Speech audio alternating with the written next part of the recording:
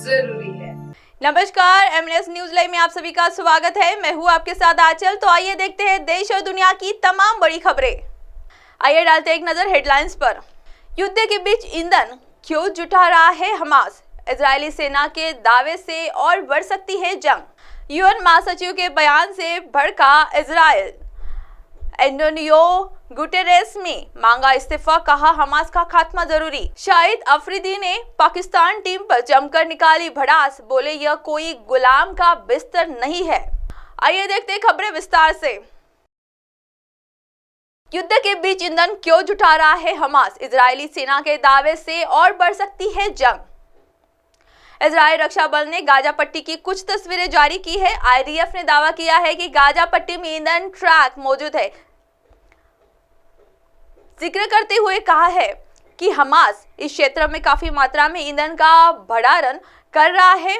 Israel Hamas युद्ध के 19वें दिन भी जंग थमने का नाम नहीं ले रही है। इजरायली सेना अब हवाई हमलों के बाद जमीनी हमले के लिए अलर्ट मोड में है। इस युद्ध के बीच इजरायल सुरक्षा बल ने बड़ा खुलासा किया है कि आईडीएफ ने बताया है कि हमास के पास 5 लाख लीटर से अधिक ईंधन मौजूद है। गाजा पट्टी में मौजूद है ईंधन ट्रैक का भंडार। इजरायल रक्षा बल ने गाजा पट्टी की कुछ तस्वीरें जारी की है। आईडीएफ ने दावा किया है कि गाजा पट्टी के ईंधन ट्रैक मौजूद है।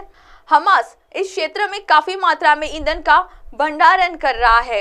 इजरायल रक्षा बल ने ये तस्वीर सोशल मीडिया प्लेटफॉर्म पर एक्स पर साझा की है कि नागरिकों से ईंधन चुराता है हमास। इजरायल सुरक्षा बल ने बयान में कहा है कि हमास और आईएसआईएस इस ईंधन को नागरिकों से चुराता है और इसे सुरंगों, रॉकेट लॉन्चर और नेताओं तक पहुंचाता है। यही हमास की प्राथमिकताओं की लिस्ट में है।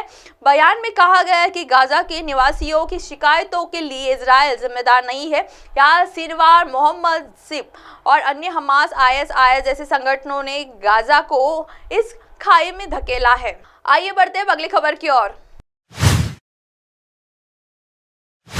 यूएन महासचिव के बयान से भड़का इजराइल। एंटोनियो गुटेरेस से मांगा इस्तीफा, कहा हमास का खात्मा जरूरी।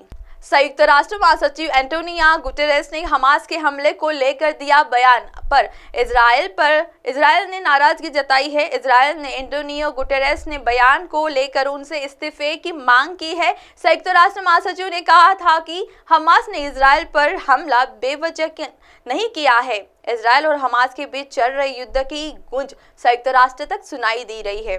संयुक्त राष्ट्र महासचिव एंटोनियो गुटेरेस ने हमास की हमले को लेकर बड़ी प्रतिक्रिया दी है, जिस पर अब इजराइल भड़क गया है। इजराइल ने एंटोनियो गुटेरेस के बयान को लेकर उनसे इस्तीफे की मांग की है। संयुक्त राष्ट्र महासचिव ने कहा है कि संयुक्त राष्ट्र महासचिव एंटोनियो गुटेरेस ने सुरक्षा परिषद की बैठक में कहा है कि इस युद्ध की वजह से वहां स्थिति समय के साथ और अधिक गंभीर होती जा रही है और गाजा में युद्ध युग्र होने से पूरे क्षेत्र में खतरा बढ़ रहा है। उन्होंने कहा कि हमास ने इजराइल पर हमला बेवजह नहीं किया है। संयुक्त राष्ट्र प्रमुख ने कहा है कि यह भी मानना महत्वपूर्ण है कि हमास द्वारा किए गए हमले बिना किसी कारण नहीं हुए हैं। फलस्तीन के लोगों को 56 सालों से घुटन भरे कब्जे का सामना करना पड़ रहा है। यूएन महासचिव ने बयान में इजराइल नाराज।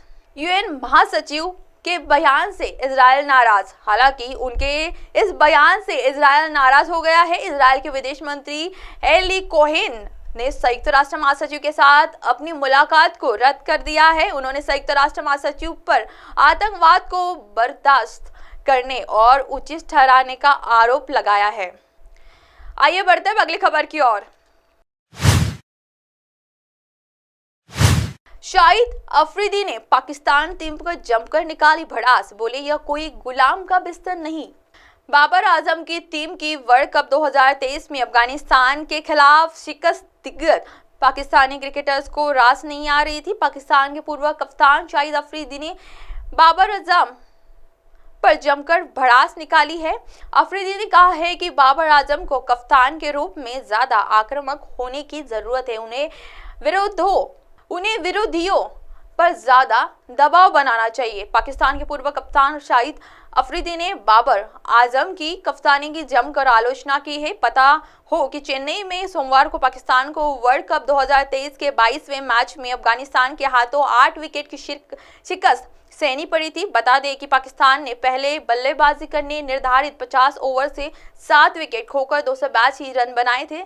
जवाब में अफगानिस्तान ने उन 50 ओवर में 2 विकेट खोकर लक्ष्य हासिल किया था। पाकिस्तान की टूर्नामेंट्स में ये लगातार तीसरी शिकस्त रही और उनके सेमीफाइनल में पहुंचने की उम्मीद कठिन हो गई है। अफरीदी की बाबर को सलाह। शाहिद अफरीदी ने बाबर आजम को एक अहम सलाह दी है। अफरीदी ने कहा है कि बाबर आजम को यह सीखने की जरूरत है कि बल्लेबाजी पर आक्रामक फील्डिंग सजाकर दबाव कैसे बनाते हैं। अफरीदी ने साथ ही कहा है कि पाकिस्तान के कप्तान को यह गुर ऑस्ट्रेलिया से सीखना चाहिए। अब आप हमारे चैनल को आपके मोबाइल पर भी देख सकते हैं। मोबाइल ऐप पर देखने के लिए प्ले स्टोर से MNS news TV app download करें। इंस्टालिंग ट्विटर, हाईकुक, फेसबुक और कई सोशल मीडिया प्लेटफॉर्म पर हमारा चैनल उपलब्ध है।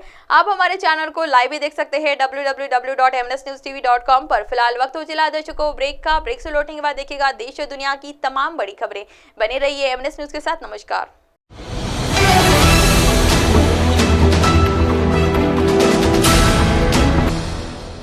ये है एमएनएस न्यूज नेटवर्क और आप देख रहे हैं एमएनएस न्यूज।